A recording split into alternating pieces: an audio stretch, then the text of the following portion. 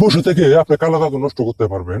আপনার উপরে যত কিছু করা থাকুক, যত কালা জাদু আপনার উপর প্রয়োগ করা থাকুক না কেন, কোনো লোকসান লাগবো না, কোনো মন্ত্র লাগবো না, কোনো কিচ্ছু লাগবো না, কোনো তাবিজ লাগবো না, কোনো দোয়া লাগবো না, কোনো কিছু লাগবো না।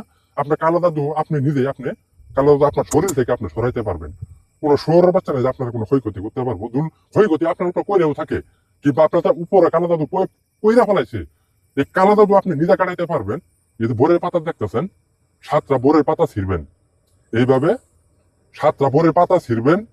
ছিঁড়ার পর আপনি যে গোসল করবেন, আপনার গোসলের পানি, যেটুকু পানি আপনি খরচ করবেন, ওইটুকু পানি আপনি সংগ্রহ করে এই 7টা বোরের পাতা আপনি পানির মধ্যে ছেড়ে দিবেন। আর কালা গাভীর 3 ফোঁটা দুধ ওই পানির মধ্যে ছেড়ে দিবেন। ছেড়েতে বিসমিল্লাহ নাম নিয়ে ওই পানি দিয়ে আপনি শরীরটা সুন্দরভাবে ধুয়ে ফেলাবেন, মানে গোসল করবেন। আপনার উপরে যত কালা জাদু, যত বেলেক মেয়েদের করেই থাকুক না কেন, গোসল করার সাথে সাথে আপনার শরীর থেকে কালা জাদু দূর হয়ে যাবে। কিন্তু কাজগুলা সুন্দরভাবে সঠিকভাবে করবেন, কোনো ভুল টুটি কাজ করবেন না।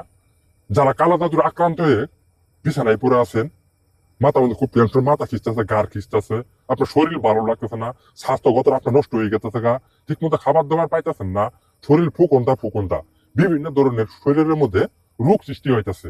কিন্তু রোগ সৃষ্টিকে আপনার কই থেকে হইতেছে সেটা কিন্তু আপনারা বুঝতেছেন না। এই কালা জাদু যে প্রয়োগ করতেছে, কালা জাদু প্রয়োগ করা থেকে আপনারা এই রোগ বৃদ্ধি হইতেছে।